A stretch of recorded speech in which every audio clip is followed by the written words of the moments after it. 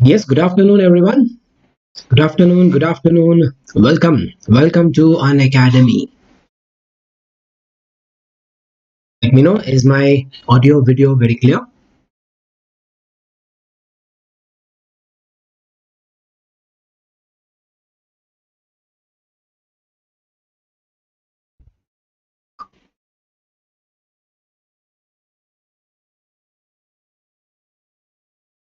Sasidhar, yes, clear. Thank you.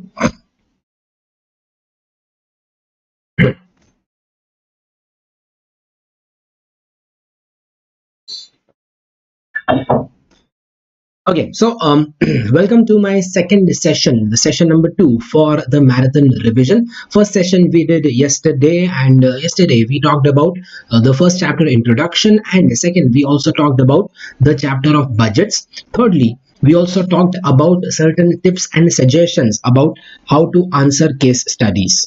Okay. Today's session, what we are going to cover? Well, today's session we are going to cover only one chapter, that is an important chapter, standard costing. We'll be covering the calculations, we'll be covering the concepts, and very important, we will also cover how to write the analysis. Okay. So just a minute. There's a chat window. Yeah. Yes. Good afternoon, Vaitehi. Good afternoon, Palak. Welcome. Now, before I begin, certain formal announcements for you. Well, this is going to be my marathon revision series. If you wish to attend my regular batches are already running for November 22 as well as for future exams. If you wish to attend the regular batches or the fast track batches, you need a subscription for that. One subscription you need, and it will give you multiple benefits. Log on to the Unacademy app and check out the subscriptions over there. One subscription on Unacademy gives you access to live interactive classes, also gives you access to recorded sessions. In case you miss the live class, you can also watch the recorded sessions. You'll get multiple educators in each subject. Doubt solving sessions will be there, and mock test series will also be there. The pricing for group 1 subscriptions will be like this. Pricing for group 2 subscriptions will be like this. This is for the iconic subscription. You can also go for combo subscription, group 1 plus group 2 combo, like this. These guys have been our proud learners who have succeeded with an Academy subscription. Now we've also launched an iconic program. Iconic is the premium subscription where you get some added benefits, added advantages like live mentoring. Under iconic program, you will get live mentoring platform where there will be one-to-one doubt solving. There will be evaluated test series, printed copies of the books will be given to you. Plus, you will have all the routine benefits of plus classes. Okay? There will be test series which are conducted, and the test series will be evaluated. Test series will be conducted in 3 stages. First test at 40% syllabus completion, second at 80%, and third at 100% syllabus completion. After each test, there will also be an analysis class where the paper will be discussed with you, and there will also be feedback regarding your performance in the paper after the paper is checked. Okay? The pricing for iconic subscription will go like this, and you can use my code Yashas Live to get a 10% discount on all your subscriptions, whether iconic or whether for plus subscription. Any subscription, use my code to get 10% discount. Group 2 subscription, also same price, same code Yashas Live, and you can go for combo subscription, again same code Yashas Live you can use to get 10% discount. Okay, so coming back to our revision series, marathon revision session number 2 is for standard costing chapter. Now this chapter involves what? Well, this chapter mainly involves only practical questions. As such, this chapter does not have any theory relevant for the exam. So in my revision series, I will be covering the concepts, the formulas, and the practical questions. Few practical questions we will also cover. Okay? There will not be any theory of this chapter which will be covered in the revision series, because for this chapter theory is not very important.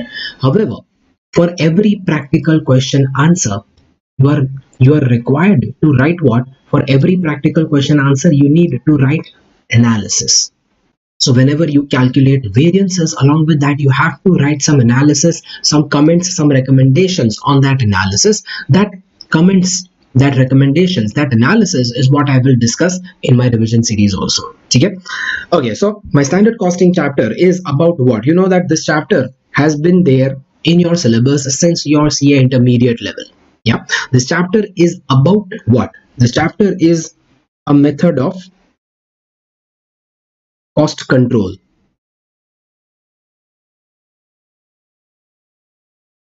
What does cost control mean? Cost control means you try to control your actual cost and bring it down till the estimate. Yeah, so cost control basically compares my actual cost with the estimated cost, find the reasons why the actual cost is different, and try to work on those difference, try to prevent those difference in the next year. Yeah, see, my actual cost is already incurred for this year. So can I change the cost of this year? No, but you study the mistakes that you do in this year in order to prevent those mistakes in the next year.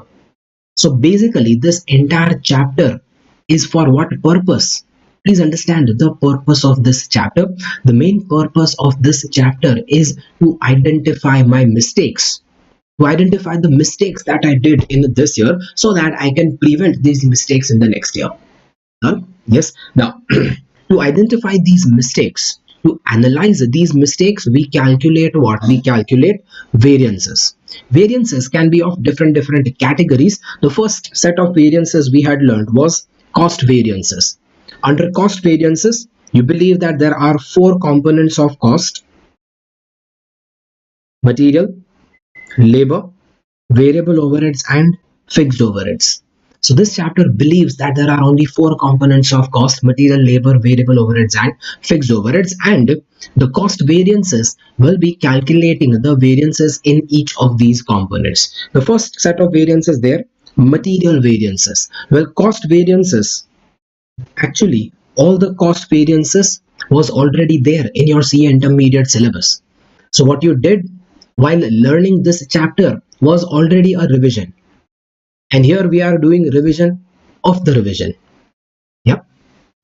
Okay, so cost variances was from your CA intermediate syllabus, so we will brush it up very fast. My first variance is material variances. Standard minus actual cost is my material cost variance. My material variance will further split into price and usage variance. Why? Because my material cost, my cost of direct material, is equal to quantity of materials consumed into price per kg of material. Price into quantity gives my total material cost. So if my material cost has increased, either it is because price increased or it is because consumption increased. Yeah, price increase is given in the form of material price variance. Quantity increase, consumption increase is in the form of usage variance. Now this usage variance further splits into mix variance and yield variance. Mix variance is basically a variance because of change in the ratio of materials consumed.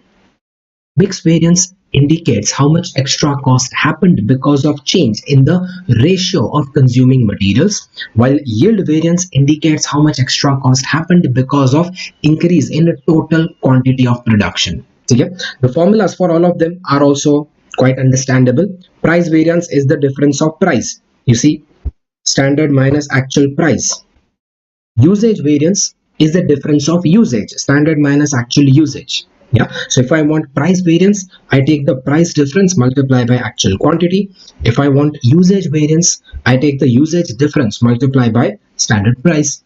Under the usage variance, you have mix variance and yield variance. Mix variance is basically a difference in the ratio. Difference in ratio is called as mix. So difference in ratio is standard mix minus the actual mix. So mix variance is basically difference between a standard mix and actual mix, and you take total actual quantity in the standard mix, total actual quantity in the actual mix, multiply them with the same standard price. See, if my base is a standard price over here, then the same standard price will be multiplied for mix variance, and same standard price will also be multiplied for the yield variance. However, my yield variance is calculated not for each material separately. Yield variance is calculated in terms of total quantity. So my yield variance indicates change in cost because of change in total quantity of material consumed. Mix variance indicates change in cost because of change in ratio of different materials consumed. Okay? So that was my calculation part. Then we also need to know the rules of writing interpretation. Now this was the more important part. For every variance calculation in this chapter, I've told you that you need to write interpretations, you need to write analysis. Now interpretations and analysis, I am giving you certain rules. For that, first step, you explain the general meaning of each specific variance. Well, general meaning of each specific variance, you can cancel this part. What is the general meaning of each particular variance over here? Let's say for material variances, what will be my general meaning of each variance? Material cost variance indicates what? Indicates extra material cost incurred. Simple. Material price variance indicates what? Material price variance indicates extra material cost because of extra price paid. This is the general meaning. Usage variance indicates extra material cost because of extra quantity consumed. Yield variance indicates extra cost because of total quantity of material increased. While mix variance indicates what? Mix variance indicates extra material cost because of change in the ratio of materials consumed. You know, there is another interpretation of mix variance which is very important.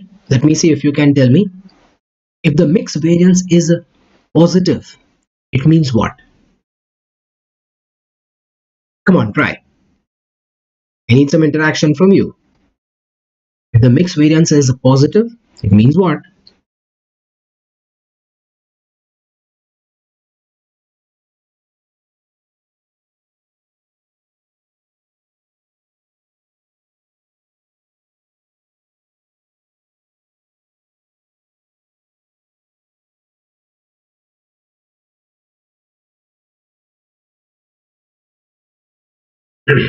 Come on. If the mix variance is positive, what does it indicate?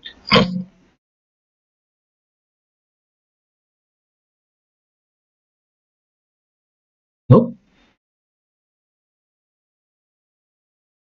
The most important interpretation of mix variance that was.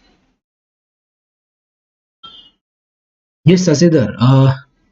If the mix variance is positive, means yes, cheaper material is consumed more. Absolutely. I must have given you example of that milk and water. Yeah. When will mix variance become positive? Mix variance will become positive if cheaper material is consumed in more proportion. If I mix more water in the milk supply, then my cost is saved. My mix variance becomes positive. Yes, Abhijit, same thing. Expensive material is used less. Perfect. Wow, Pushti, that is brilliant. Mixed variance is positive when it is favorable. That is true. But I was looking for the interpretation. Okay? But anyways, yes. So the interpretation for mixed variance is that if the mixed variance is positive, it means that expensive material is saved. Cheaper material is used more. If the mixed variance is negative, it means what? When will the mix variance become negative? Say in that milk water example, my mix variance will become negative if I mix more cream into the milk. Cream is an expensive material. If I mix more of the cream, then the mix variance becomes negative. It becomes adverse. Yeah. So mix variance interpretation is very important. Baki other variances interpretations are pretty much direct. Okay. So step 1. You write the general meaning of each specific variance, which I told you here. Step 2. Give interpretation of variance for this question specifically. See, for every question where they ask you to calculate variances, even if the question says just calculate variances, your answer will not contain only calculations. Your answer should contain interpretations, analysis also. And that analysis will be according to these steps. Step 1, write the general meaning. Let's say we talk about price variance. So step 1, you write the general meaning of the price variance. General meaning, price variance indicates change in cost because of change in the price paid. Okay? Then give interpretation of variance for this question specifically. So देखो, first you give the general meaning, then you give for this question specifically. Now say in this question, if your price variance turns out to be negative 100, what is the specific interpretation here? Well, specific interpretation here will be that in this question the price variance is adverse. This means that the company has paid more price for the materials, and you mention with description that instead of paying a price of so much, the company has paid a price of so much. Because they paid extra price, so their cost has decreased, so their cost has increased by 100 rupees, and to that extent the profit has decreased. Yeah, so that is the specific interpretation for this question. Then step 3, give examples of possible reasons. Yes, this is important. Possible reasons for that variance. Say if the price variance is adverse, meaning you paid more price. Now what could be the possible reasons why more price was paid? Well, this is where you have to use your creativity. This is where you have to imagine examples of reasons why price paid was more. Like for example, maybe the price paid is more because of inflation, then it is not my fault. Maybe the price paid is more because I did not negotiate a better price. Maybe the price paid is more because my quantity purchased is less. Yes, there could be so many reasons why the price paid is more. You can just make a list of possible reasons. That is my step 3.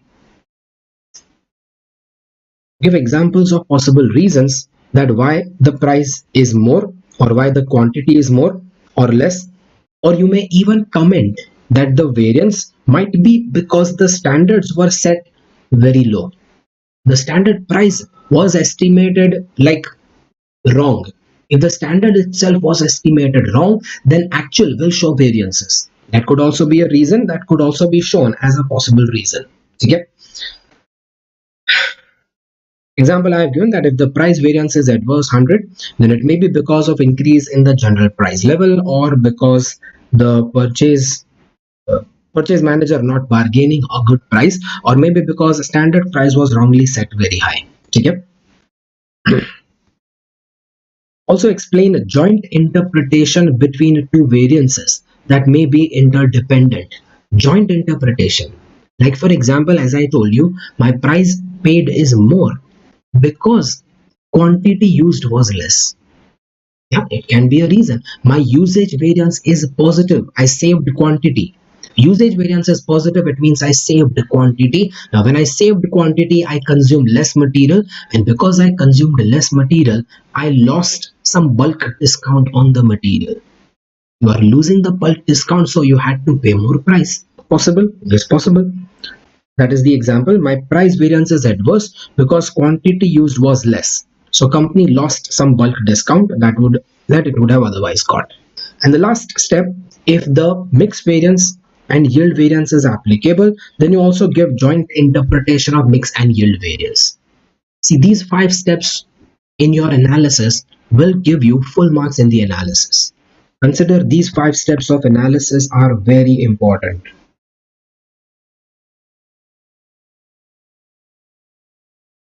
See, by this time you might be expert in doing calculation of variances because you have been doing these calculations since your intermediate level. I will not be spending more time in teaching you the calculation part, but I need you to now realize the importance of this interpretation and analysis. Tell me, did you understand this analysis part? Any questions in the analysis?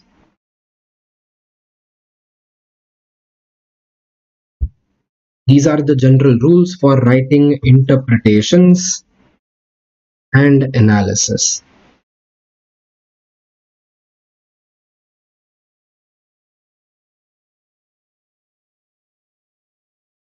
Yes, all clear till here?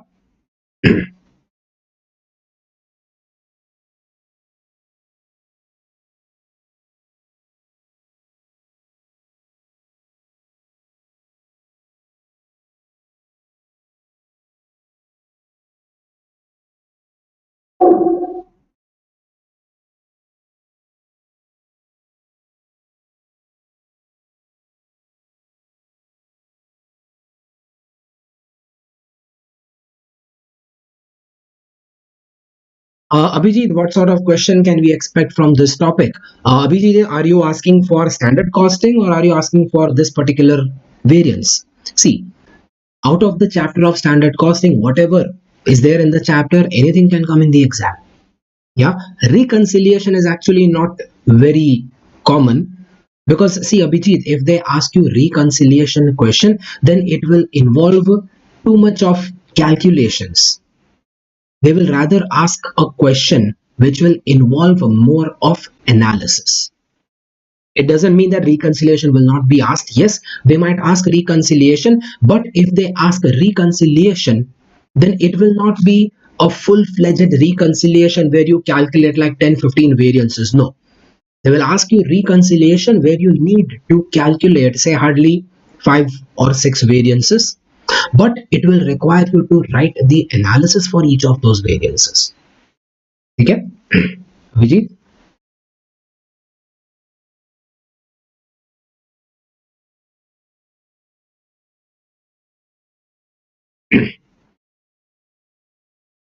Yeah, don't worry. I'll show you some questions in this revision series which are like more exam oriented questions. Okay? Now this was regarding general rules for writing interpretations. The same rules will also apply for labor variances. Same rules will also apply for all other variances in the chapter. Yeah. So these rules are applicable for all variances.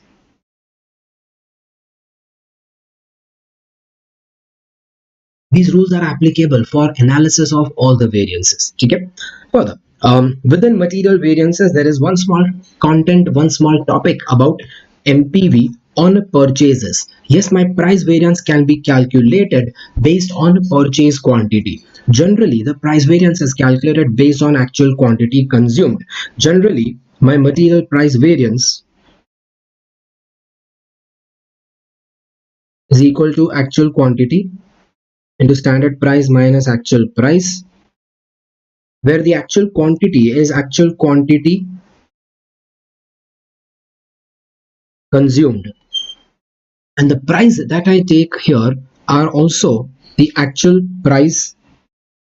The actual price that I take here is also the actual price of consumption. This is the general format for material price variance. However, in some cases we have learned that in some cases my price variance will be calculated in a little bit different way.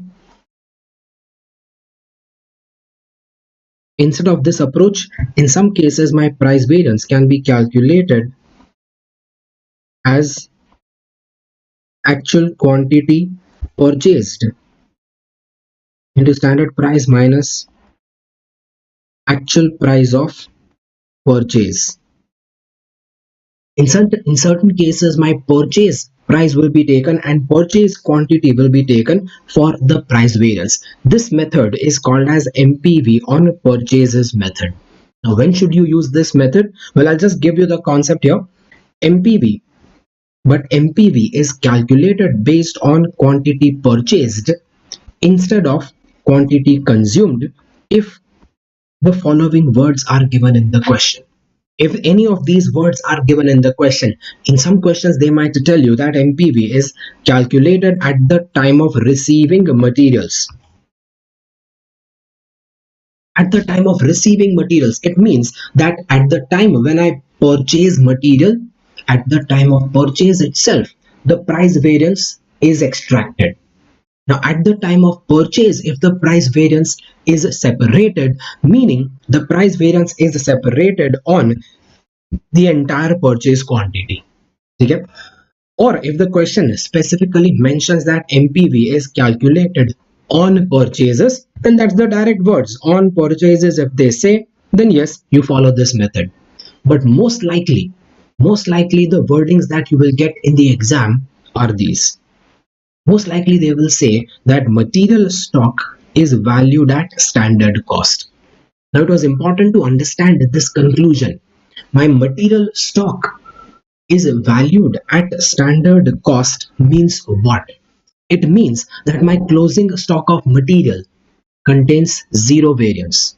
Now when will this happen? Well, this will happen if This will happen when? This will happen when, देखो, my material purchase minus closing raw material gives me material consumed. Now this material purchase is done at actual value. You actually purchase material at the actual price. This actual price of material contains lots of variances. If the variance gets separated in the purchase itself, if the variance gets separated from the purchase value, then now all your material is valued at standard. So now my closing raw material will also be valued at a standard. If closing raw material is valued at a standard price, so imagine whatever variance was contained in the purchase value, that entire variance will pass on to the consumption value. This was the logic. I had explained this in my regular class in much more details. In regular class, I explained this with much more details, that whatever money I paid at the time of purchasing, it contains some variance. I paid extra price at the time of purchasing, but my closing material is valued at a standard price. So whatever extra price paid, that entire extra price is applicable on my consumption also. And that entire extra price will eventually affect my profit also. So my variances will be based on the price variance on entire purchase quantity. Do you understand this? Yes, the main crux over here is that if variance is calculated on purchase quantity, it means that my closing material will be valued at standard price. Yes, so that is the most important part here. Material should be valued at a standard cost if you follow the method of MPV on purchases, and other way around also correct, that if material is valued at a standard cost, then you have to follow method of MPV on purchases. Is that very clear? This was something new. This was not in your CA intermediate level. So let me ask you, did you understand this part?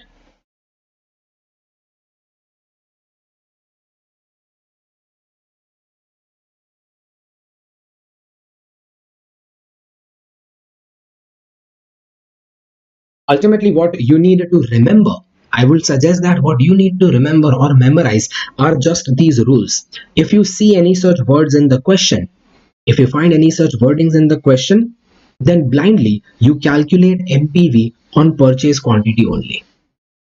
Yep. Okay.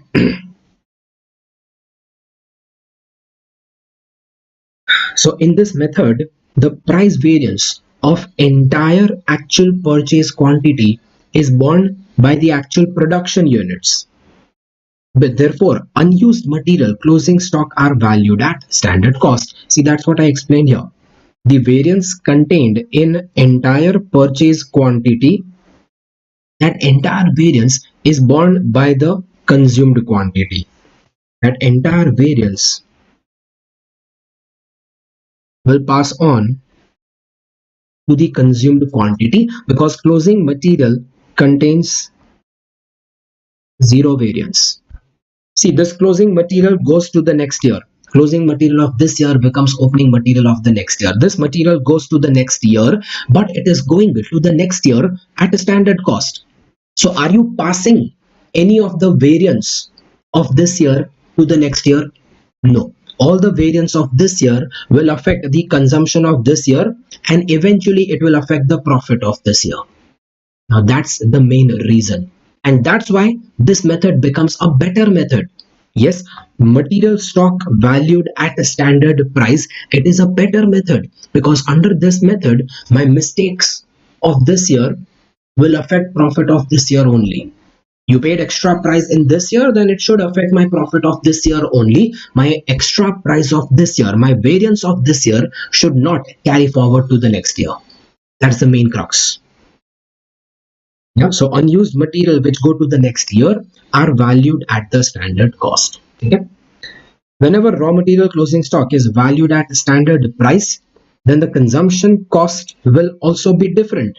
Naturally, because consumption cost contains extra variance. In such case, material variances will not tally if MPV is calculated on actual quantity purchased.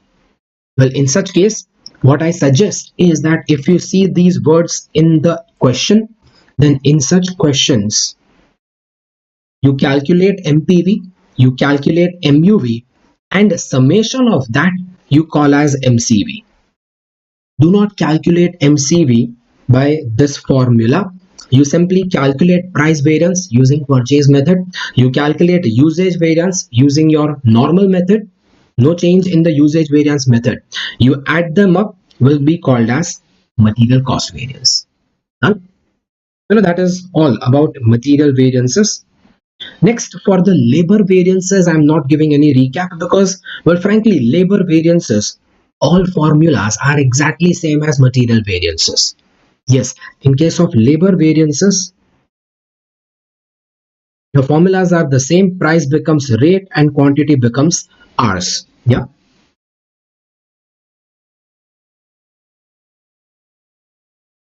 All the concepts are absolutely same, so we are not doing any recap for that. Also, yes, Abhijit, idle time is a new point in labor variances. Yes, I agree. But Abhijit, to cover that idle time, we will have a little bit question later in the revision series. Yeah. As of now, I'll just keep that idle time part pending. We'll come back to it when we have one question about that.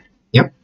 And variable overheads will also have the same method. Why? Because variable overheads is also based on a rate into hours. Yeah. So variable overheads is also based on rate into hours. So my variable overhead cost variance is again standard minus actual. My rate variance is rate difference into the actual quantity. Time variance is the time difference. You can just make a correction here. This is standard hours minus actual hours. Is the time difference multiplied by standard rate. This becomes my variable overhead variances. And fixed overhead variances have a new set of formulas. However, fixed overhead variances is also from your CA inter level only. Let me remind you that both these overhead variances are basically variances between actual overheads and the absorbed overheads. You know what is absorbed overheads? Absorbed overheads means the overheads which are added to the product cost based on absorption rate. Yeah. So in case of variable overheads, when I say rate variance, it is basically talking about absorption rate. My rate per hour is like the absorption rate. Okay. Now in case of variable overheads, we have only one category of variable overheads because it is assumed that all variable overheads are absorbed using one single rate method. Single rate method, single absorption rate. All variable overheads are absorbed using one single absorption rate. So there is only one category.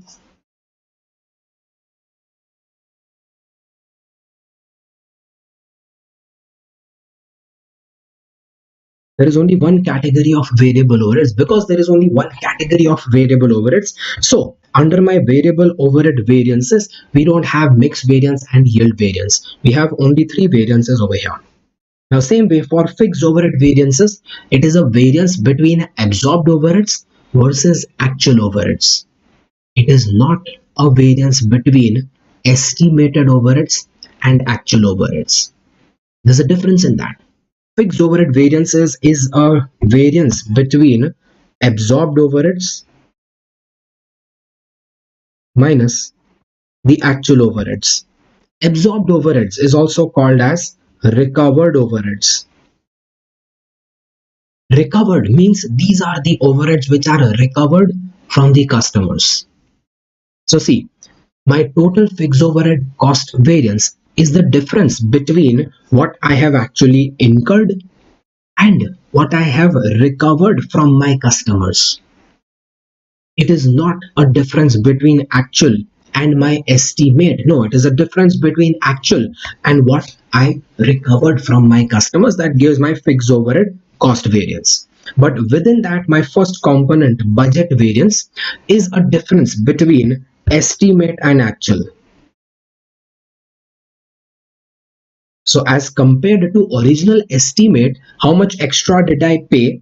That is my budget variance. Budget variance indicates that as compared to original estimate of fixed overheads, how much extra money did I pay?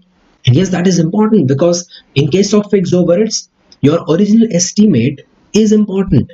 See, in material labor, that original estimate was never important, but in fixed overheads, that original estimate is important because this original estimate should not have changed. It is a fixed cost. It shouldn't have changed. So, in case of fixed overheads, that original estimate minus actual is considered as my budget variance.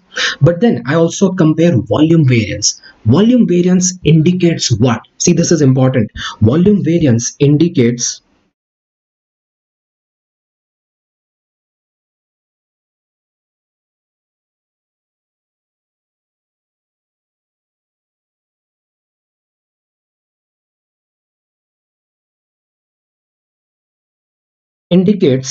extra recovery. How much extra did I recover from the customers as against what I had planned to recover? Volume variance indicates that extra recovery. So basically, volume variance, I can say, is a difference between the recovered overheads minus the original estimated overheads. See, original estimated overheads is what I had estimated to incur, same is what I had estimated to recover from my customers. But in reality, I recovered more money from the customers, so that leads to extra recovery. For example, say my original estimate was to incur 5 lakh overheads, but during the year, I actually recovered from my customers 6 lakh rupees overheads, but my overheads actually incurred is say 6 lakhs 20,000. Now, if you compare with my original estimate, it seems that I have incurred 1,20,000 extra. This 1,20,000, where did that go? Yeah. As compared to the original estimate, it seems that I have incurred 1,20,000 extra. This 1,20,000 is called as my budget variance. And it is extra incurred, so negative, adverse. 1,20,000, it indicates extra incurred. But against this extra overheads incurred, what is the benefit that I have? See, I have incurred 1,20,000 extra cost, but against that, I have also recovered 1 lakh rupees extra money. Yeah, 1 lakh rupees extra money I have recovered from the customers. Is that favorable or is that adverse? Well, naturally, you recover extra money from the customers, that is favorable. Okay? So 1 lakh extra recovery that I have, that extra recovery, favorable 1 lakh. So overall, my loss, overall how much cost I had to bear? I had to bear only the net cost of 20,000. See, I incurred 1,20,000 extra. Against that, I also recovered 1 lakh rupees extra. I incurred 120 extra. I recovered 1 lakh extra. So net cost is only 20,000. That 20,000 is my fixed overhead cost variance. That's the difference between recovered and actual incurred. This is my actual recovered, this is my actual incurred. I have to bear only 20,000 extra. This is how fixed overhead variance is designed. Done? It is very important to understand that what does volume variance indicate. This is the interpretation of volume variance. Volume variance indicates extra recovery because of extra volume. Do you understand that?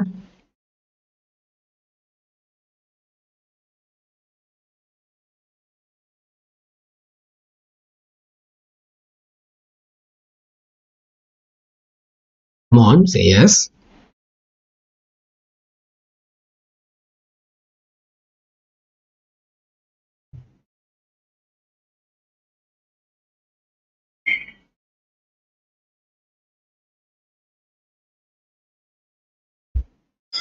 Okay.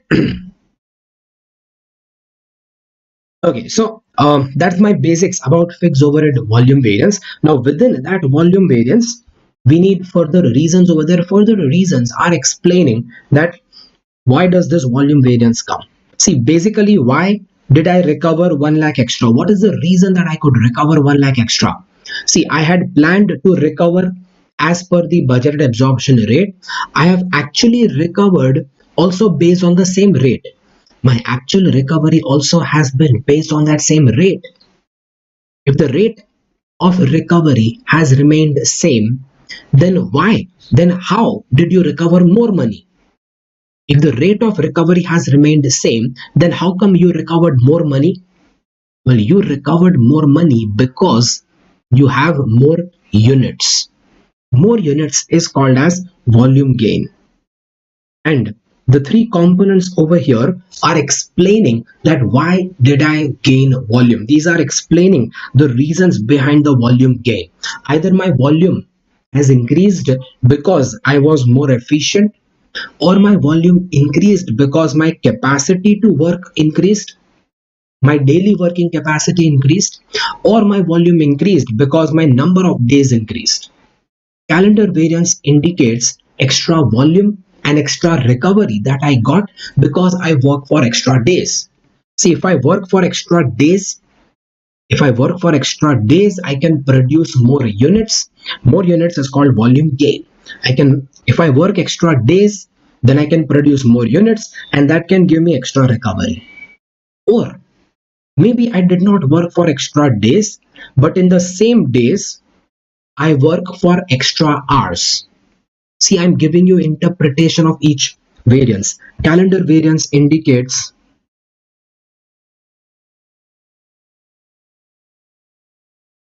extra recovery due to what?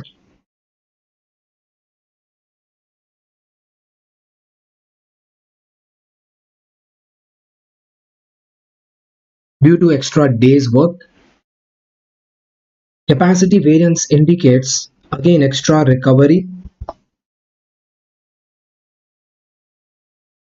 due to extra hours per day. Capacity variance indicates extra recovery because of extra hours I work each day. Days are not extra, but each day hours were worked extra, either by overtime or by increasing workers, whatever be the reason. See, my hours per day might have increased because of overtime or because of extra workers. Anything could that be? Yeah. Or maybe my extra recovery happened because of efficiency. Neither I worked extra days nor I worked extra hours any day. Still, I got more units.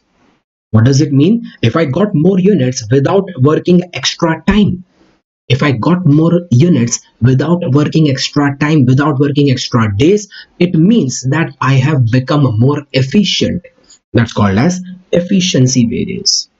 Yep. Calculation part I will not be focusing on more, but as I said, I'm focusing more on the interpretation part.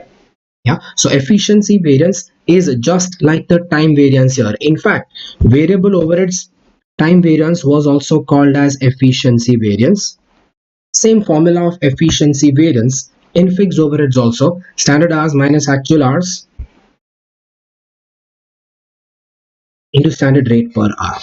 My capacity variance is basically the difference in hours. It is actual hours minus budget hours. Please notice, normally most of my variances are standard minus actual, or here standard minus actual, or maybe budget minus actual. But my capacity variance is not budget minus actual, it is reverse. It is actual minus budget. Yes, capacity variance is actual minus budget. It is actual hours minus budgeted hours in actual days. Days has to be same. So you convert the budgeted hours in actual days and compare that with actual hours. While calendar variance is talking about days gained or lost. You had to make the data table. I had taught you the data table in class. You have to make that data table to calculate the fixed overhead variances. Okay? Interpretations of fixed overhead variances, as I said, my standard fixed overheads. This standard fixed overheads indicates recovered fixed overheads. I wrote that here. Recovered fixed overheads, also called as absorbed fixed overheads. Yes, that is fixed overheads recovered from the customers when they paid selling price of the product for all the actual units sold. So fixed overhead cost variance indicates the extra overheads actually incurred over and above the ones actually recovered. So my fixed overhead cost variance is basically a difference between what I recovered and what I actually incurred. Okay. Budget variance indicates extra cost incurred as compared to original budget, while volume variance indicates extra recovered, extra money recovered, extra recovery from the customers due to extra units produced. Correct? Okay, so that covers all my cost variances. This was as per your CA Inter syllabus. Now proceeding further with more advanced discussions here, which is CA final level discussions, revenue variances. Well, under revenue variances, three set of variances: sales, profit, and contribution variances. Most of them have similar calculations. Sales variances very much similar to material variances. Only change is that sales is an income. So instead of taking standard minus actual, you now take actual minus standard. So my total sales variance, actual minus budgeted sales. Also this time, you do not compare the actual with standard for actual. You compare the actual with the original budget. Yeah. So my actual minus budget. Instead of budget minus actual minus budget becomes my total sales variance. And just like direct material cost depends on price and quantity, similarly sales also depends on selling price and quantity of output. Instead of Q, I will call that as O, indicating that it is output quantity, finished goods quantity. Yeah. So if my sales has increased, either it is because I got a better selling price, or it is because I got better or more output quantity, more quantity sold. So that's my sales price variance, actual minus standard selling price, or the sales volume variance, actual output minus standard output into the standard selling price. Formulas are quite same as material, only standards and actuals are reversed. Within my volume variance, there can be mix variance and quantity variance, which will indicate what? Just like material mix variance, here again I have the sales mix variance. What will that indicate? Sales mix variance will indicate that whether expensive materials are sold in more proportion, or whether not materials, finished goods, whether expensive products are sold more or whether cheaper products are sold more. That will be my interpretation for the mix variance. And quantity variance is the change in sales because of change in a total quantity, just like materials. All my variances under sales up to here are just like material variances. But then under my sales quantity variance, I have two more variances which is new. Yes, two new variances over here called market size and market share variance. Let's understand that in more detail. My quantity variance here indicates the change in sales because of change in total quantity of finished goods sold. Total output of finished goods sold. Say if my total actual output was 1000 units and my total standard quantity was 800 units, so it indicates that I have been able to sell 200 units extra.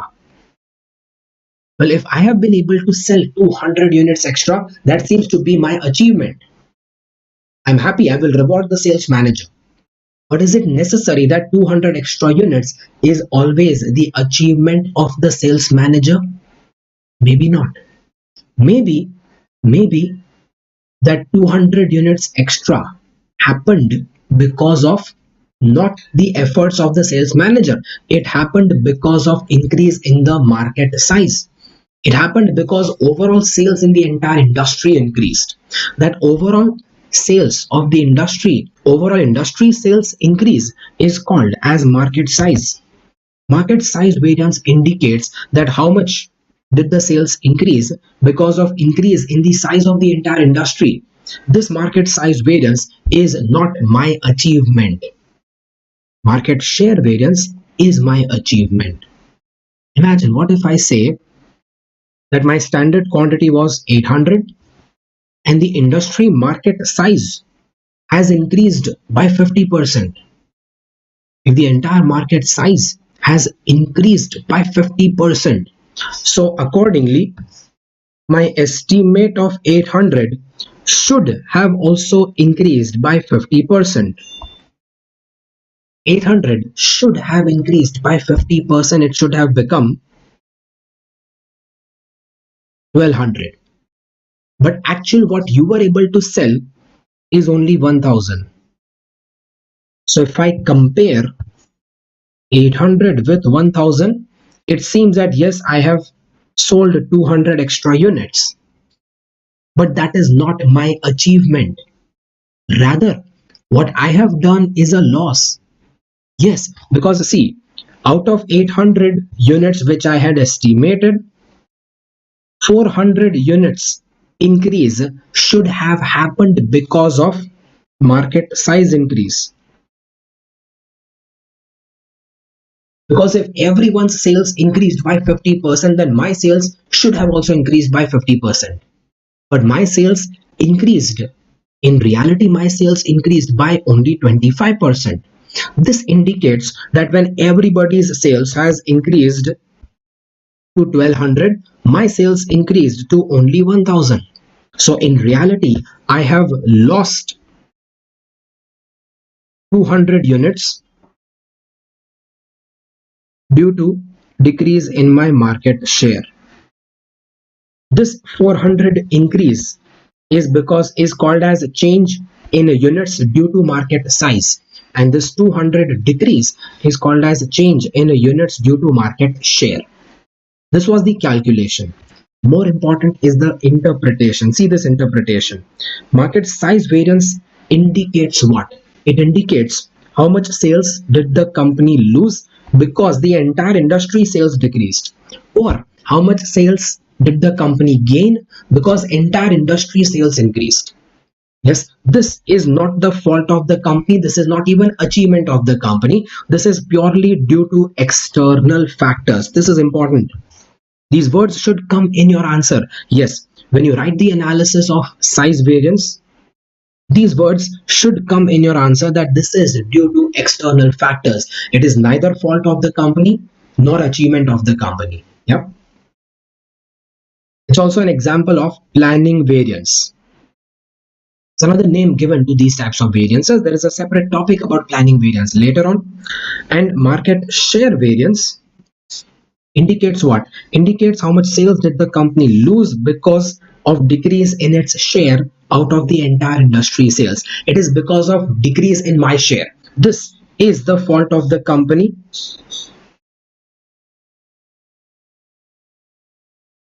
This 200 decrease is the fault of my company. It is the fault of my managers, sales manager, production manager, whatever. As the company sales has decreased, even if industry sales did not decrease. Thus, market share is also an example of operating variances. This is the interpretations which you should have whenever they ask you market size and market share variance. Done? Yes, that's your sales variances. Next, profit variances. Well, profit variances full chart goes like this. My total profit variance is actual minus budgeted profit. This contains three components. Basically, my profit changes because of quantity and because of rate of profit, just like sales variances. Yeah, just like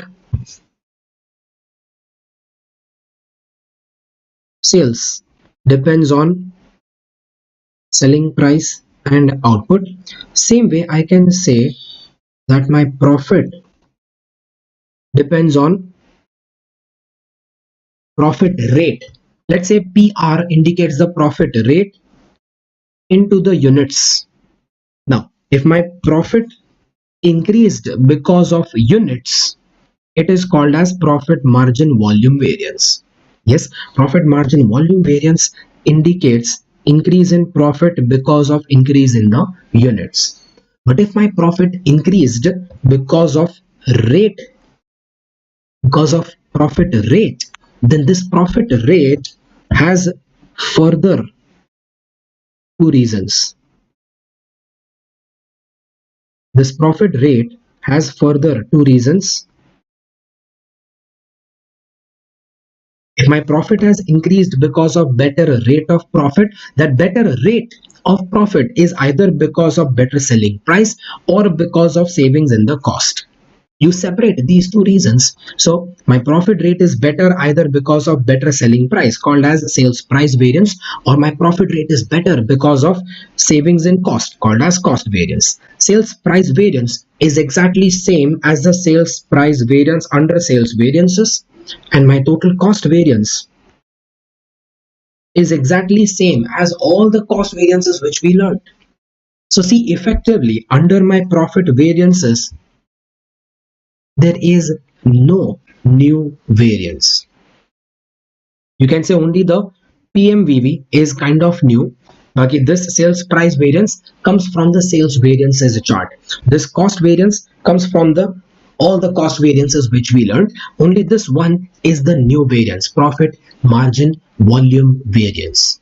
It indicates increase in profit because of increase in the quantity of output. Formula is standard profit rate into volume gained or lost. This PMVV further splits into mix variance and quantity variance. If there are more than one types of products, quantity variance can further split into market size and market share variance. Same story, just like what we did under sales. That's my profit variances. And the same story you can also do for contribution variances. If profit variance talks about difference in my profit, then contribution variance talks about difference in the contribution. Now, what's the difference between profit and contribution? Well, contribution is just like profit, but I can say contribution is equal to profit before fixed cost. Yes, so all my formulas exactly same. Just one thing, you ignore the fixed cost. Yeah, so under my contribution variances, formulas are quite same. Actual minus budgeted contribution, sales price variance will still affect. Instead of total cost variance, I take variable cost variance. Okay? And my PMVV now becomes CMVV, where instead of standard profit rate, you consider standard contribution rate. Yeah, instead of standard profit rate, you consider standard contribution rate. Rest of the things are remaining similar methods. That's my contribution variances. Okay, now comes a more important part, that is reconciliations. Well, now that you understand all the variances, we've learned all the sales variances, we've learned all the revenue variances, then let us enter into the reconciliation part. Tell me, are you having any questions up to the variance calculations here? Yes, let me know any questions until the calculations part.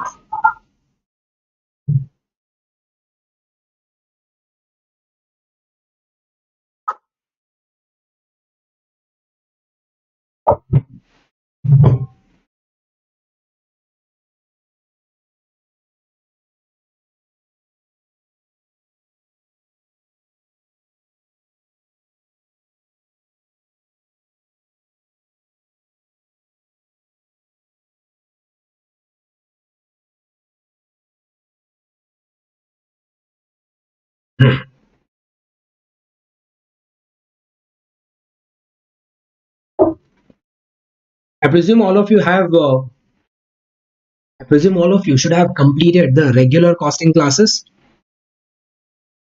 Yes, Jade, please tell me. Doubt in fixed overhead volume variance, please ask. I presume you all have completed the regular syllabus because only then revision will help you. I hope. Is there anyone here who has not done regular syllabus and expecting to pass based on only the revision? I hope not. And Jade, please shoot. I'm waiting for your question.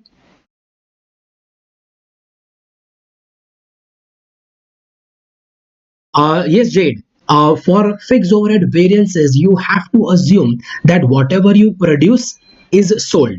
Jade, if it is not sold, then also it's fine, because if it is not sold in this year, it will be sold someday. Maybe not this year, the next year, but eventually it will be sold. So it will be recovered. It is not going to be your cost. Yes, see, Jade, that's the reason why. That's the reason basically why instead of using the word recovered, it is better to use the word absorbed. Because if I use the word recovered, then you will have this question that recovery will happen only when I sell it. What if it remains unsold? Okay, if it remains unsold, it is not recovered, but still it is absorbed in the product cost.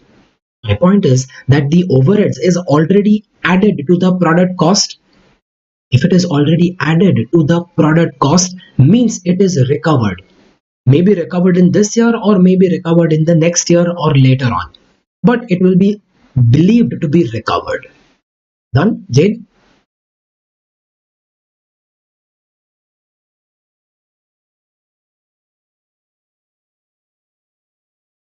Super. Okay, then for the reconciliation part,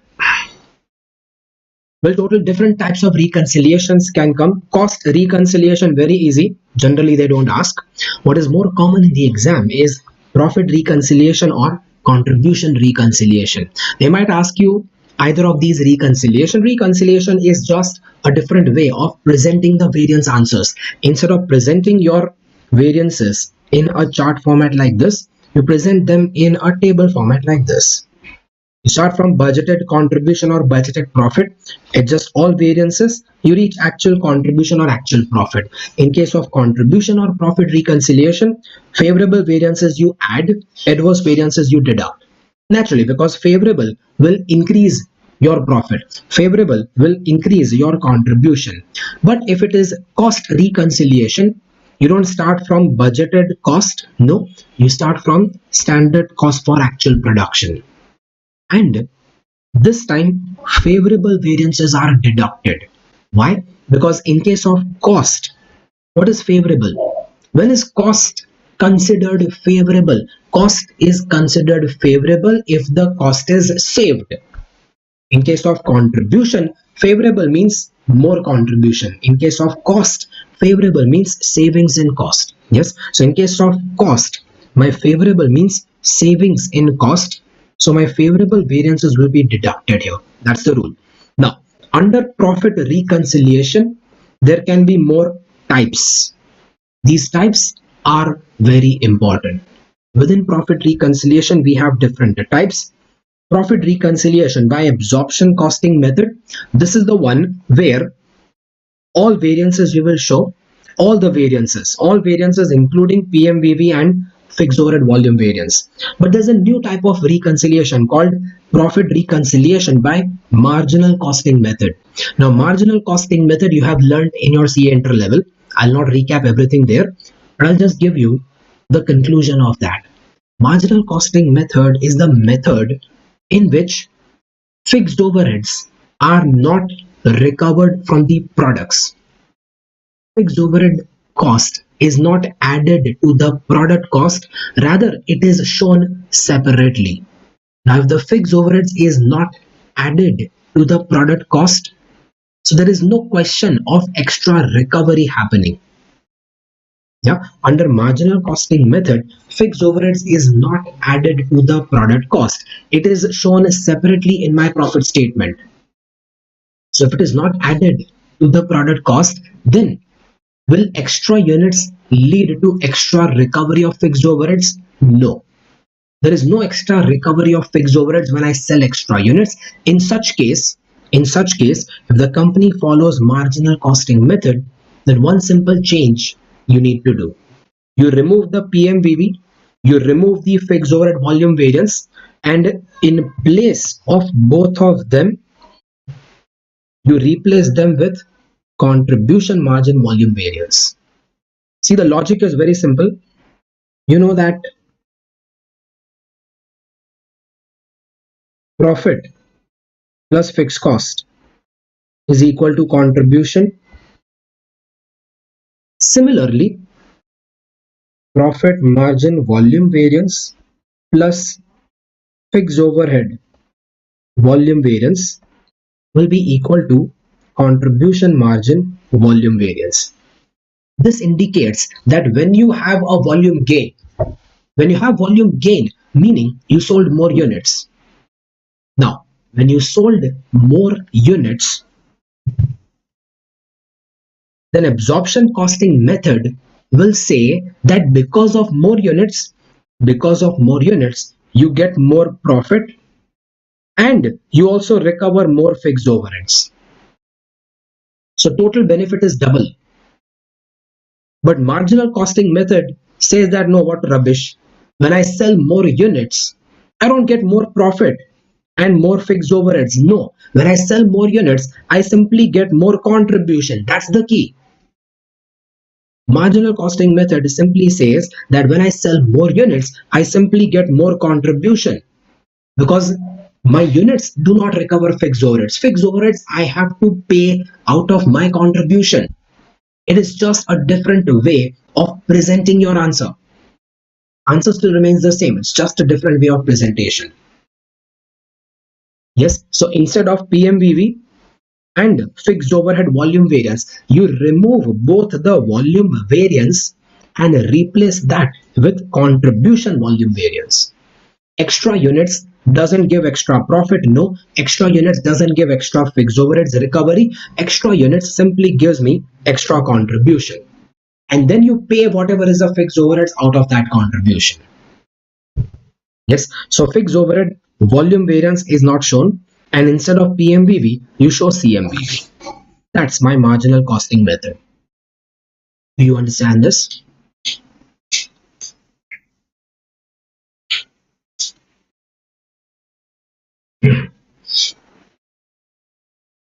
Yes, and after marginal costing method, a small extension of that marginal costing method is relevant costing method.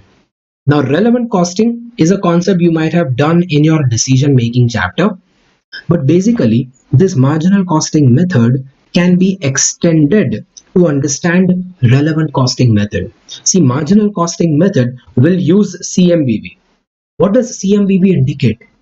CMVV indicates extra contribution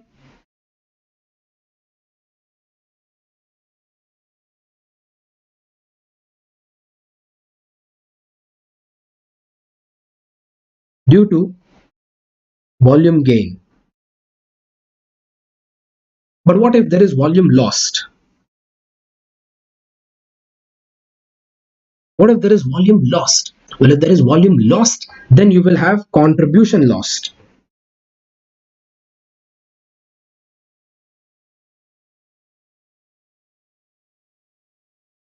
So CMVV can also indicate contribution lost due to volume lost.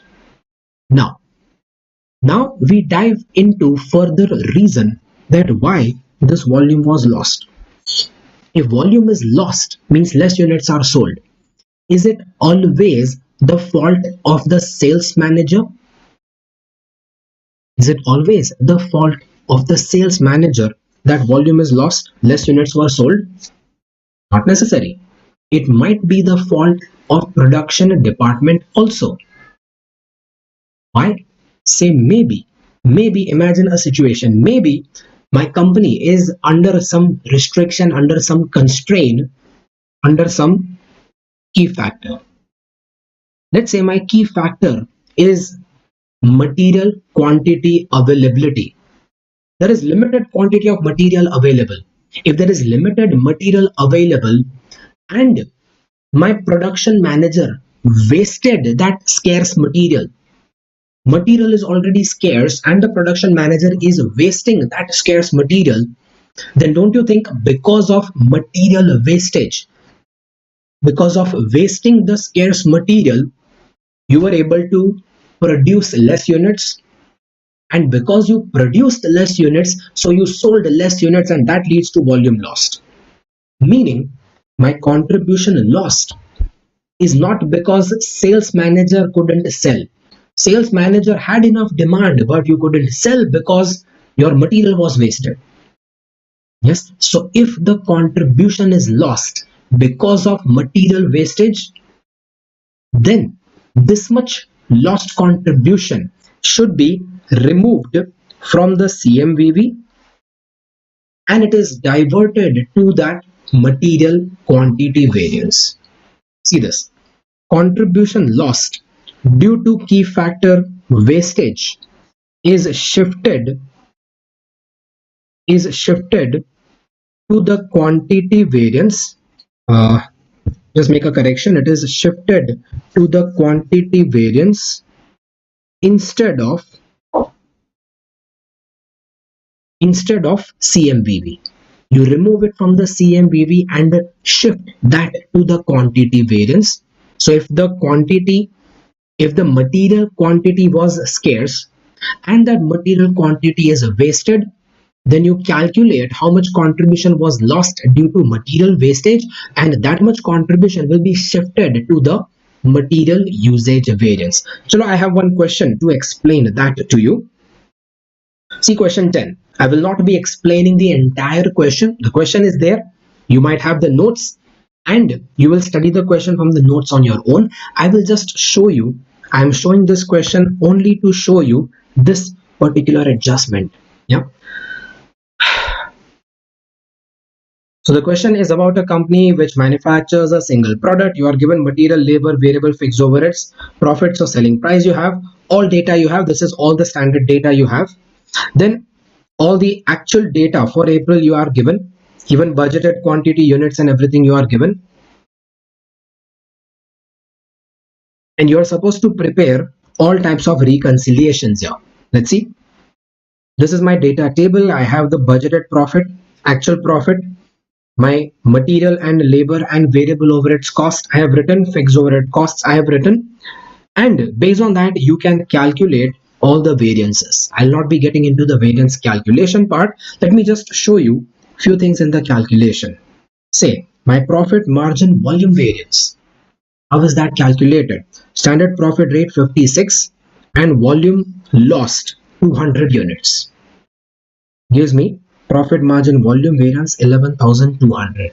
Also let me show you calculation of CMVV. CMVV is standard contribution rate. Standard contribution rate you can get by calculating standard contribution. Well, if my budgeted profit is 1,12,000, my budgeted fixed cost is 48,000. So my budgeted contribution would have been 112 plus 48, that is 160.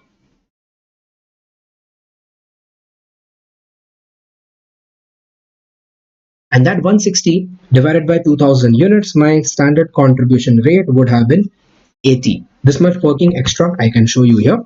So my CMVV is standard contribution rate 80 into again volume lost 200 units, 16,000 adverse. Now other variances you can study on your own. Material usage variance, labor variances, variable overheads, fixed overhead, all other variances I have shown over here. Now see the reconciliation. Reconciliation by conventional method. Conventional method means when I use PMVV, profit margin volume variance, in my reconciliation. Budgeted profit, PMVV 11,200, this one, and all other variances I show. Material variances, labor variances, variable overhead and fixed overhead, volume variance. See, there are only these many variances. There are other variances do not exist, so I have not shown. There is no change in material price, so I am not showing the material price variance. You can see that here.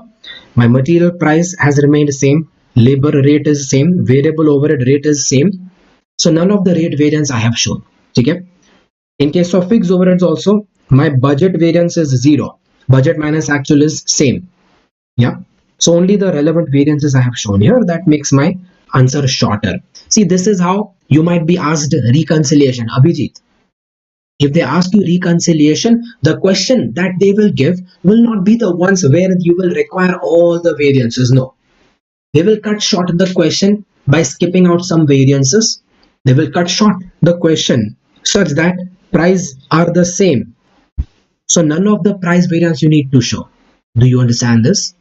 This is an exam oriented question. This question has been asked multiple times. Same question. Yep. Not the same, but same kind of question has been asked multiple times. Okay, so my conventional reconciliation goes like this, but then my reconciliation by relevant costing method. Now that is important. When I ask you relevant cost reconciliation, there are three situations. Relevant cost reconciliation when material is scarce, when labor hours are scarce, or when there is no scarce input. Well, if there is no scarce input, meaning you simply do the marginal costing reconciliation. Yes. See, my reconciliation by relevant costing is simply an extension of marginal costing reconciliation. Under relevant costing reconciliation, if there is no key factor, nothing is scarce. If there is no scarce resource, then relevant costing reconciliation is exactly same as marginal costing reconciliation. Let me show that to you first. No key factor, then this is equal to marginal costing reconciliation, where instead of PMVV 11,200, I show CMVV 16,000. This means that my PMVV 11,200 and fixed overhead volume variance 4,800 both have been combined and shown together. You can see it will match. Yes, 11,200 and 4,800. See, both are volume variance. Both are volume variance. They indicate that 11,200 profit I lost because of units lost, and 4,800 fixed overheads recovery I lost because of units lost. But marginal costing method is very simplified method. It simply says that when you lost units, you don't lose profit, you don't lose fixed overheads recovery. Instead, when you lose units, you simply lose contribution. In fact, that is a more logical thing, isn't it? Yeah, when I'm losing units, I am losing contribution, simple. Yeah, so because of units lost, I don't show profit loss, I don't show fixed overheads recovery lost. Rather, I will merge them and show that contribution is lost. Now this 16,000 CMVV indicates contribution lost.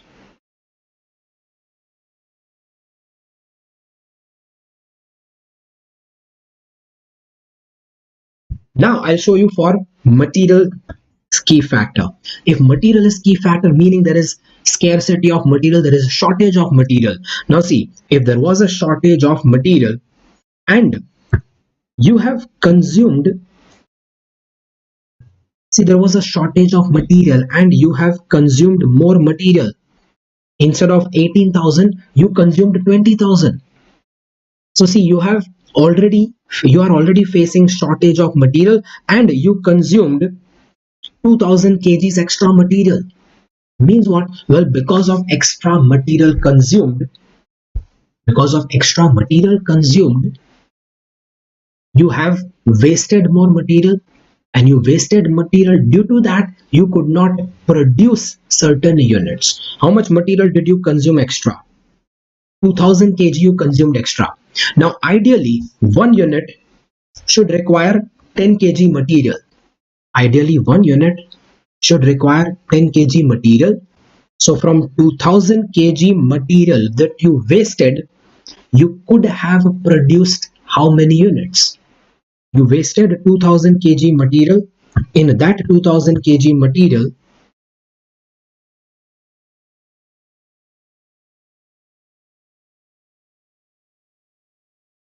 you have wasted 2000 kg material.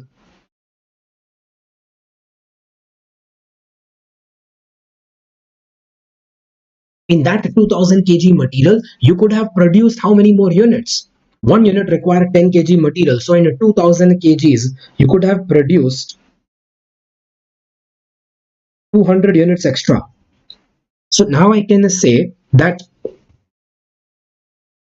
out of 2000 units, your quantity has become 1800. You have lost 200 units, but now it is clearly evident that all 200 units were lost because of this material wastage. All the 200 units were lost purely because of material wastage. So these 200 units at 80 rupees per unit, contribution lost on these 200 units, contribution lost of 80 is not the fault of the sales manager. It is rather the fault of material usage. Yes, so to that extent, my contribution lost is shifted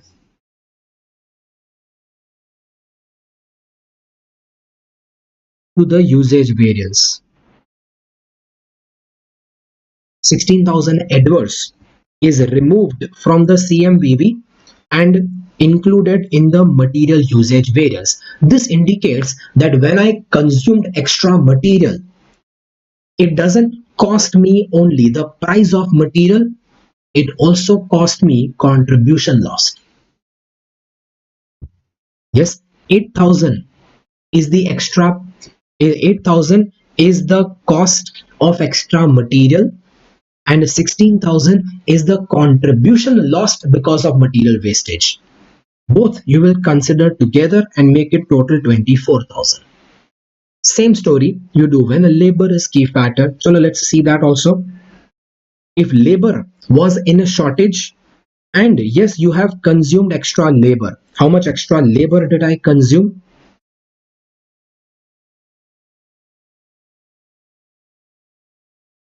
400 hours extra labor I have consumed. Now 400 hours labor I have wasted. One unit require how many hours of labor? One unit require 8 hours of labor. So in 400 hours I could have produced 50 units extra.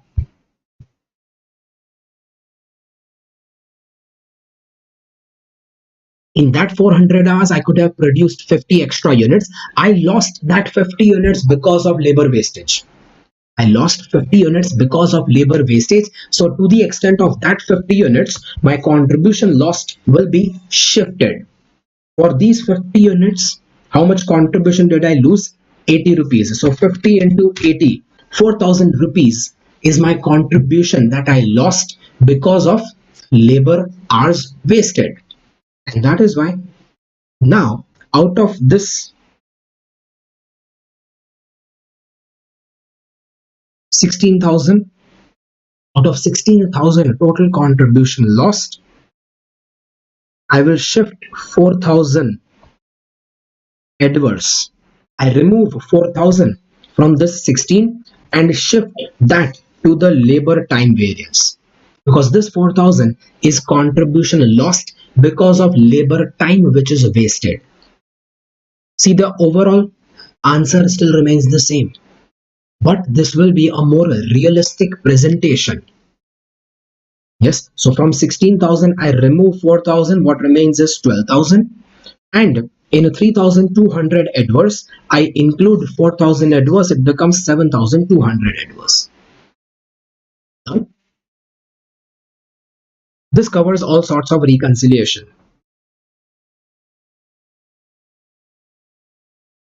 Yes, tell me, any questions in that? Details and comments under that you can read yourself. Come on, tell me, any questions until here?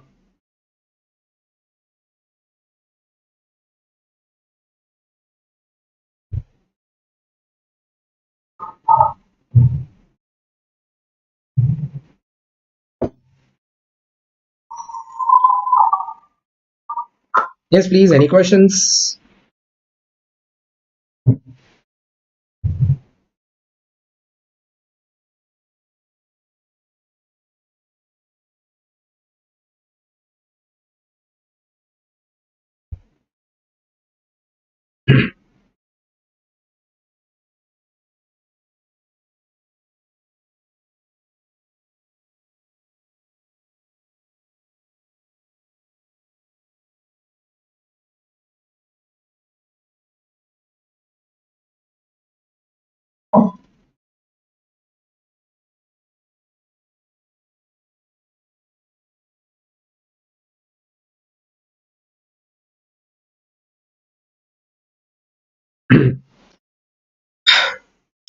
Okay, then we'll proceed further.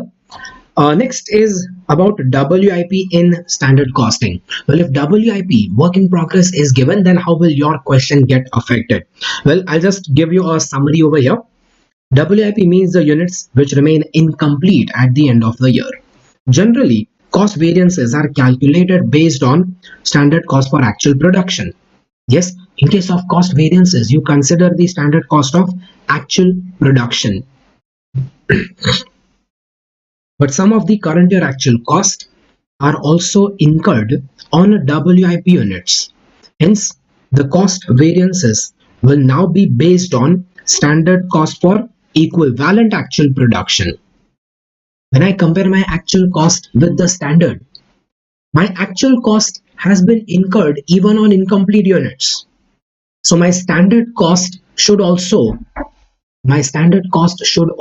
include the standard cost of incomplete units.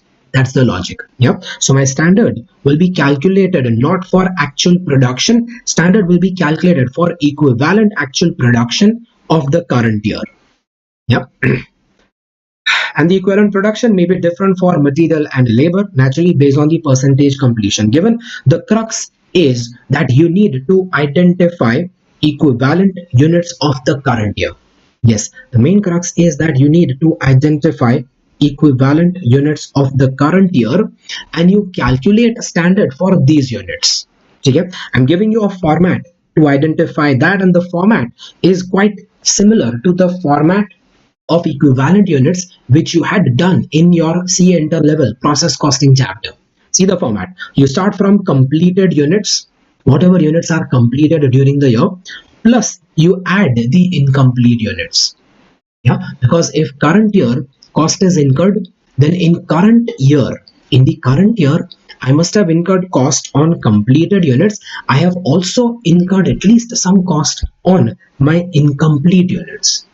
In fact, out of the completed units, there might be some units which are completed out of opening WIP and some units which are completed out of current year input, fresh input.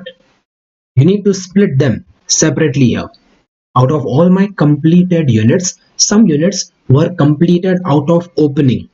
So see, these are the units which were started in previous year, completed in this year. So these are the units on which some costs were incurred in previous year and remaining costs were incurred in current year. I want only the units of current year. So for opening WIP, you take them based on percentage of incompletion. Percentage of completion? No, you take them based on percentage of incompletion. So if my opening units were 60% complete in last year, then here you will take only 40%. If they were 60% complete in last year, so 40% of them were produced in this year. I simply want the units of current year. That's it. Yeah. And current year units, these are the units which were started in current year and even completed in current year. So these units are 100% current year units only.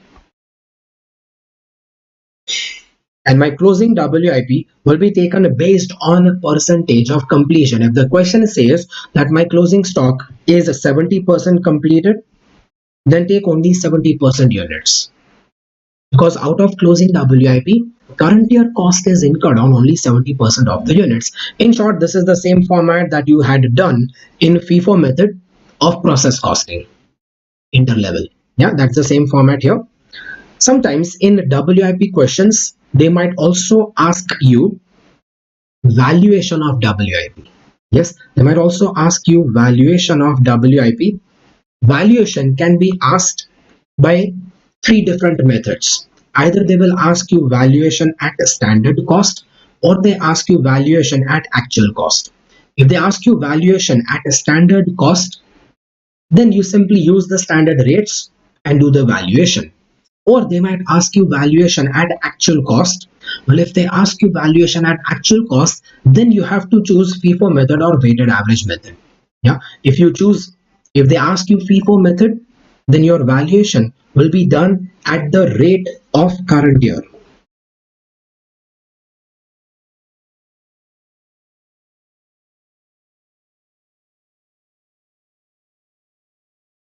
And if they ask you valuation by weighted average method, then you will do the valuation at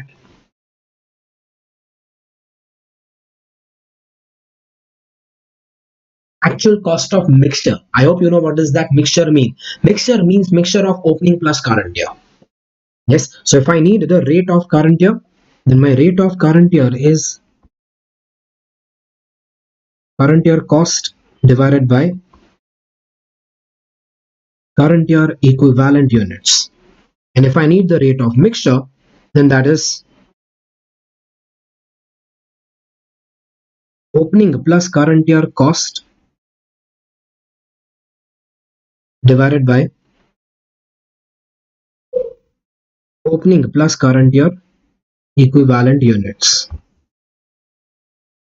Yes, current year units you can get as per the format which we just learned here, equivalent units of current year.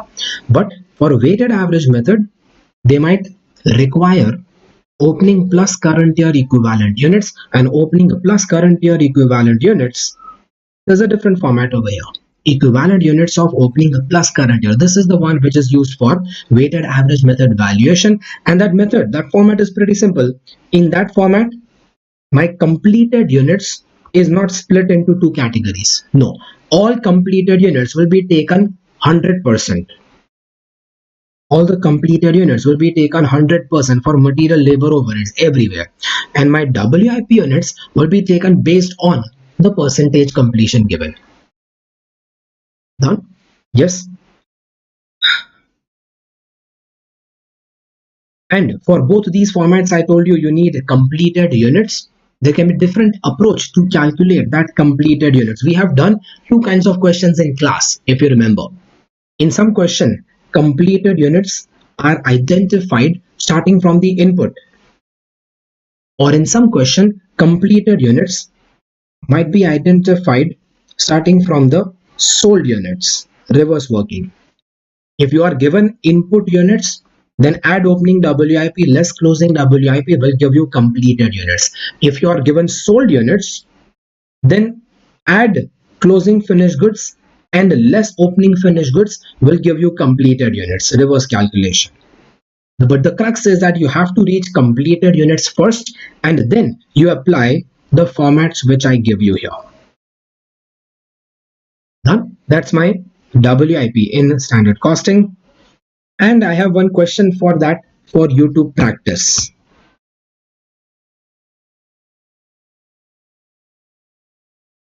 Well, I'm not discussing this question because frankly, this question is also from CA interlevel. This will be your practice question. You can do that on your own. You've done it in class, but you can refer that question. I'm giving that with solution here. And I've also given all sorts of valuation of that question here. See, in the revision series, I cannot cover everything. I'll cover important things here, and I'm giving you the data for the other things that you can cover on your own. Yes, can go further. Next, coming to a very important part here called planning and operating variances. This is very important because this is most famous in the exam.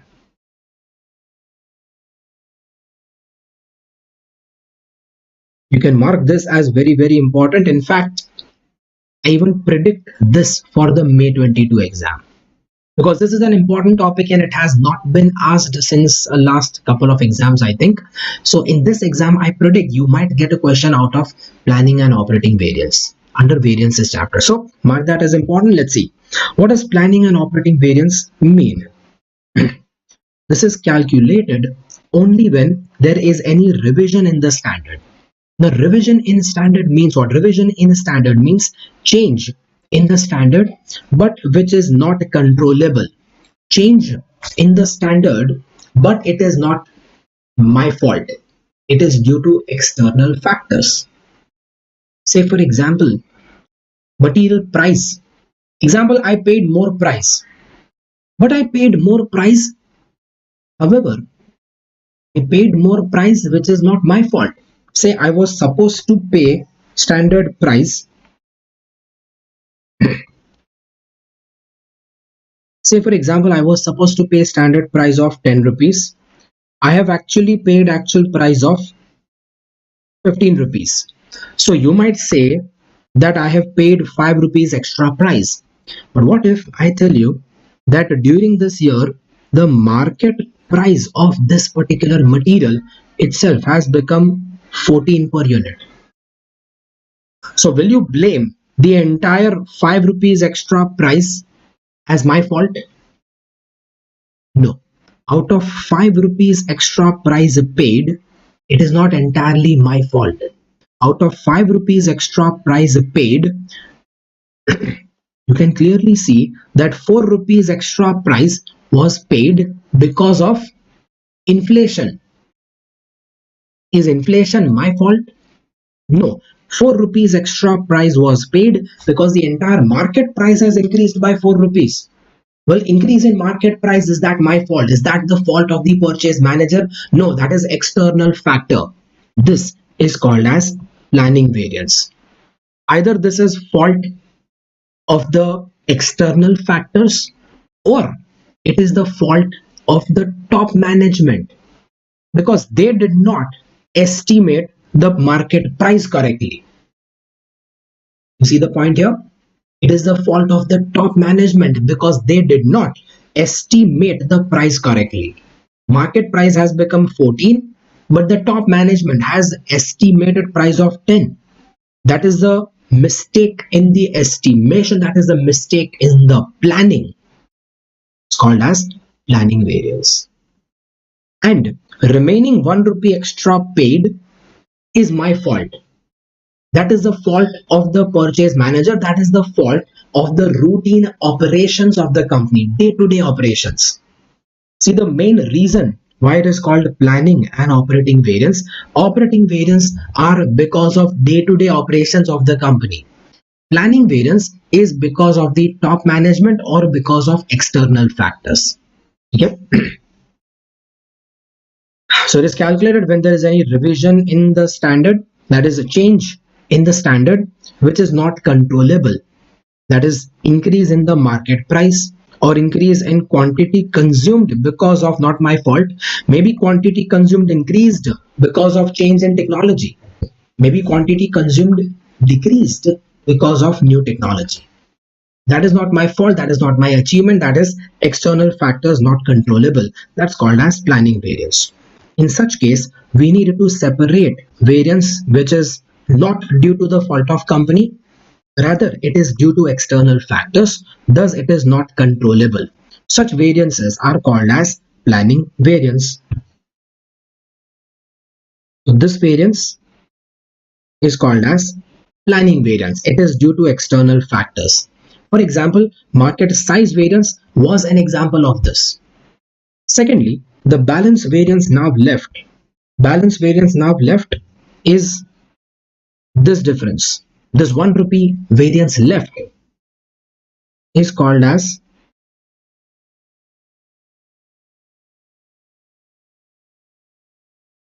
the operating variance because this is the variance due to the routine operations of the company, day-to-day operations of the company.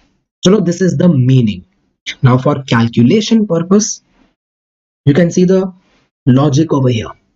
Calculation purpose is that planning variance are calculated between standard, versus revised standard. Operating variances are calculated between revised standard and the actual. Yeah. So my traditional variance is standard minus actual. Now there is a revised standard in between here. So I split my variance into two parts. Planning variance is difference between standard and revised standard, while operating variance is difference between a revised standard and the actual. I'm not giving any formulas over there. Same formulas that you did earlier. Same formulas you will use, but in that same formulas, you can now make the calculation in two stages. You compare standard with revised standard, it gives you planning variance. You compare revised standard with the actual, it gives you operating variance. Now, analysis. Well, analysis, very important. For the analysis part, let's see. Planning variance versus operating variance must be analyzed in each such question. See, the main reason they are asking you planning and operating variance is not because they want to test your calculation knowledge. No, they're asking this because they want to test your analysis knowledge. So analysis has to be done in every such question. You write that planning variance indicates variance which is not controllable. See, I'm giving you wordings of your analysis. Mention that this is not controllable. The company performance will be measured only based on operating variance, because planning variance is not the fault of the company. Company performance should be measured only based on operating variance. Now, you will also mention that if the company has a planning variance and still if you analyze performance based on a traditional variance, then analyzing traditional variance will give a wrong idea, as it might show lesser variance or sometimes it might show excess variance. You see that over here. If I still evaluate your performance based on this traditional variance, it will show that you have incurred excess variance. Yeah, which is wrong. This will give a wrong picture. It might show excess variance if planning and operating variances add up. You need to explain for each question that what is the problem if company uses traditional variance for performance evaluation, and what is the benefit if the company separates planning and operating variance. Like in this question, I should explain that if the company the company will evaluate your performance based on traditional variance, then unnecessarily the purchase manager will be blamed for excess price paid. In reality, it is not his fault. In reality, it is the fault of top management that they estimated wrong price, or it is the fault of external factors that market price increased. Crux is that it is not the fault of your operating staff. So to evaluate performance of your operating staff, you must separate the planning variance and evaluate based on only operating variance. This is what you write in the analysis. Yes.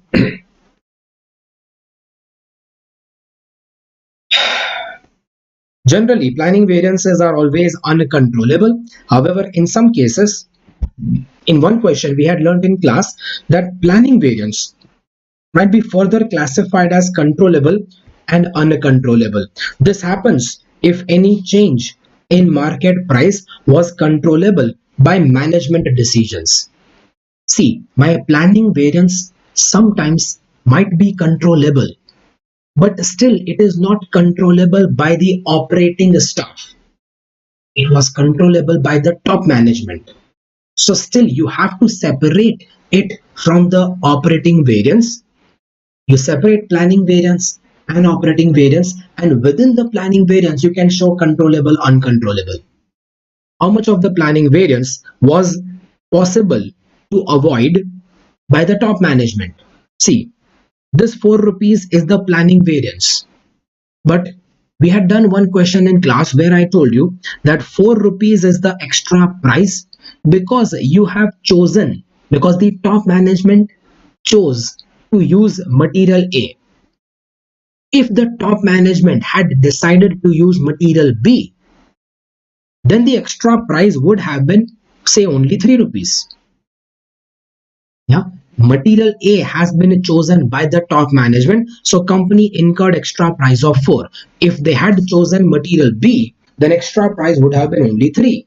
So 1 rupee extra price could have been saved by choosing the other material.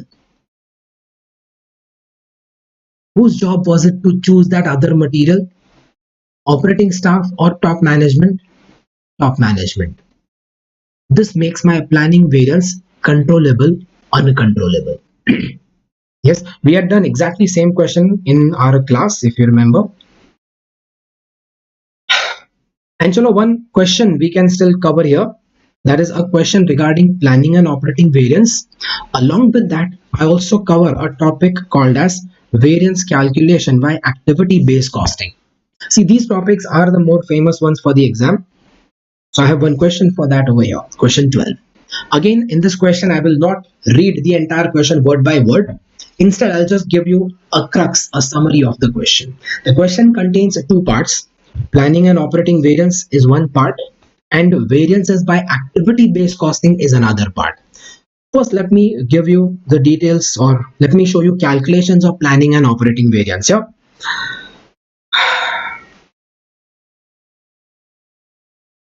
I'll directly explain that in my data table. See, material data is given, standard materials was given, actual materials was given, and then they also gave you change in the standard. My material price standard was 30, but market price by the end of the year had become 31. The price which I actually paid has become 31.2. So yes, my material price has lots of variation. Even material consumption has variation. My original estimate of consumption was 220. Actual consumption is 250. But my consumption has a revised estimate of 247. Now this increase in consumption, is a change in the standard. That is not the fault of operating staff. That is due to external factors or because of top management made a wrong estimate. Yeah. But this increase is the fault of operating staff. My planning variances will be the variances that I calculate between these two lines. Operating variances will be the variances that I calculate between these two lines. Yes, planning variances will be variance between this versus this. Operating variance will be variance between this versus this. That's it. Same thing for labor then. Let's see. So for material variances, you will calculate first the traditional variance. Traditional variance means this comparison. Standard 66 minus 78 is material cost variance. Price is 30 minus 31.2 is my price variance, and usage variance 220 and 250 is my usage variance. Normal variances. Now, under that traditional variances, now let us learn to split planning and operating variances.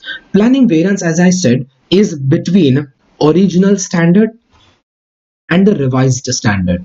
So while calculating planning variances, listen to this, while calculating planning variances, you completely ignore all the actuals.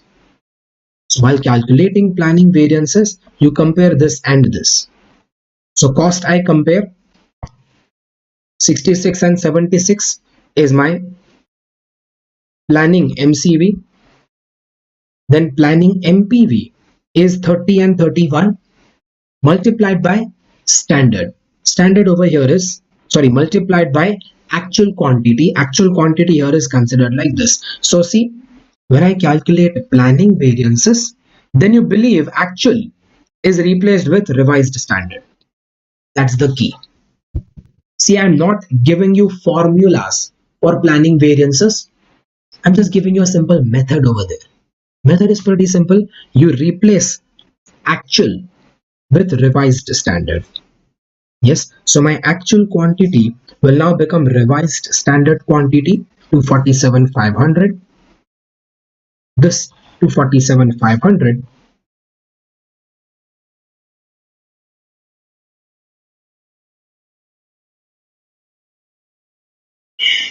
and into the price difference. While usage variance is again actual is replaced with revised standard. So see, in my usage variance, standards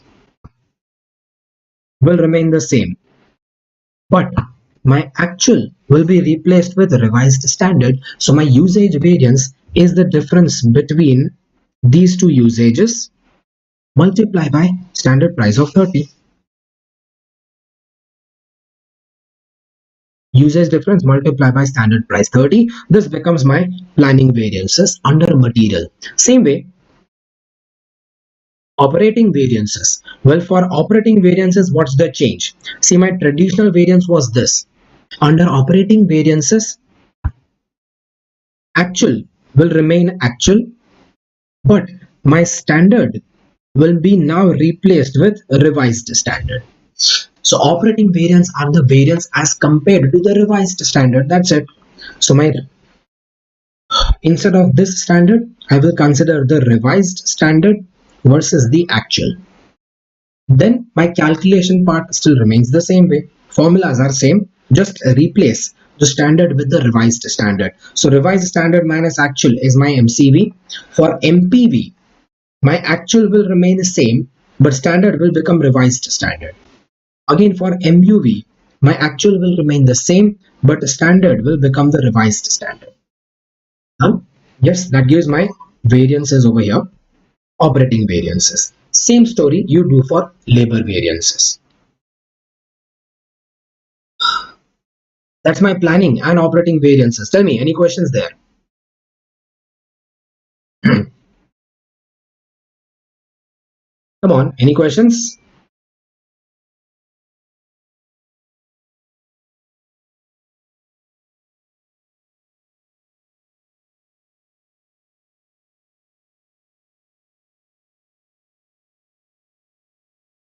I hope this revision is helping you to recollect things that you have done earlier.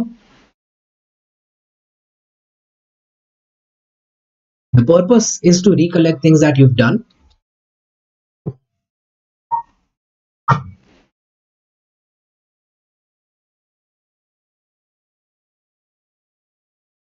No questions? Okay, last, before I end the session, let me also give you a short recap of what is this variances by activity-based costing. Well, this is regarding overhead variances. Remember when I discussed overhead variances today, I told you that overhead variances are assumed. It is assumed that overheads are absorbed by a single rate. Yes, thank you, Jade. It is assumed that the overheads are absorbed by a single rate method. But some companies will absorb overheads by activity-based costing. If overheads are absorbed using activity-based costing, then overheads are not absorbed by single rate method. In that case, overheads will be absorbed based on activities. And if overheads are absorbed based on activities, then my variances will also be calculated based on activities. Yes, so earlier, all my overheads were absorbed using single rate. So there was only one category in overhead variances, and all overheads were absorbed based on hours. So my overhead variances were calculated considering hours as the quantity. But now, under ABC method, activity-based costing, all overheads are not absorbed using single rate. You have a separate rate for each type of overheads.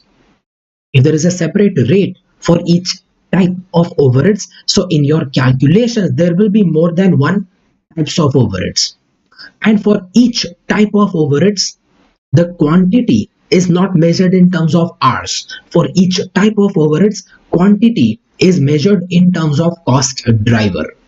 So for variances by activity-based costing, one simple thing you need to remember, this applies in overhead variances. And for that overhead variances, generally quantity was taken as hours. But now quantity will not be taken as hours, rather quantity will be taken as the quantity of cost driver. Similarly, now the rate will not be rate per hour, rather the rate will be the cost driver rate. That's the only difference. See, in this question, your budgeted overheads, actual overheads is given.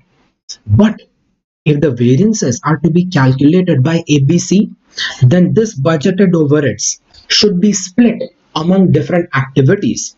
Even actual overheads should be split among different activities. Yes, that split is given. Budgeted overheads 320 contains two activities, material handling and setup activity. Same way, actual overheads of 360 is also split under same two activities. Yeah, so your activity wise overheads is given. So this time your overhead variances does not contain just one category, it contains two categories. And both these overheads, are they absorbed based on hours? No, they are absorbed based on cost driver. That cost driver is also given over here. My material handling will be based on orders executed, and my setup activity, setup overheads, will be based on number of setups, number of production runs. So this time in my data table,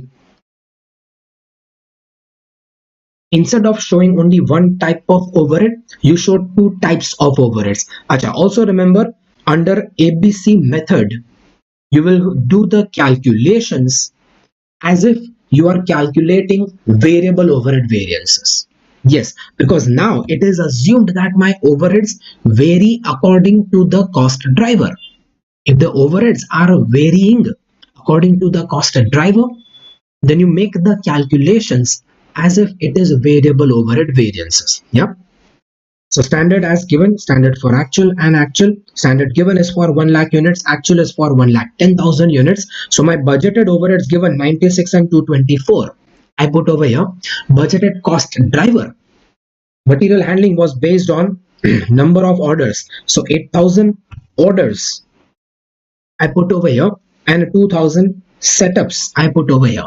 My actual overheads also has two components, put them here, and actual number of orders you are given, actual number of setups you are given, put them over here. That's my data table.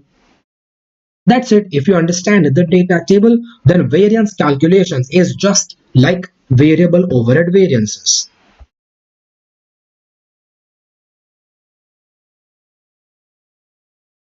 This will be just like variable overhead variances. Only change is the change in the name. Instead of calling the overhead rate variance is now named as expenditure variance, and time variance is now completely wrong because now my overheads are not based on time. So instead of calling it as a time variance, you call them as efficiency variance. See, earlier time variance indicated that the same production was done in lesser time. So you are efficient. Now, same production is done with lesser number of setups. That is efficiency. Yes, when time was the factor, then efficiency was measured in terms of time saved. Now, time is not the deciding factor. Then time saved is not efficiency, but number of setups you save. For the same production, you save the number of setups. That is called as efficiency. So now my efficiency indicates savings in my setups or savings in the number of orders. Done? So my time variance is now named as efficiency variance, but calculation is just like the one you did in overhead time variance. Quantity is the quantity of cost driver.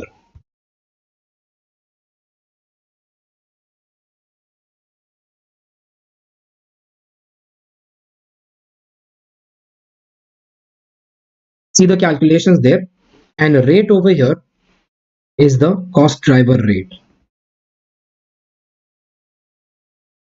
Instead of rate per hour, you will take the cost driver rate. Done? Yes. Okay, so that is my overhead variances by ABC method. Further calculations you can study from the notes here. And a few more things in standard costing still I have to cover in the revision, but my today's time is over. So don't worry, we will still continue this in my class tomorrow. Yeah, my revision series will last for approximately 8 to 9 days, and the further link of the classes will be shared with you. Tomorrow's link I will share tomorrow on the Telegram channel. Okay, but tomorrow we will first complete this standard costing, and then we will also revise decision making chapter. Done?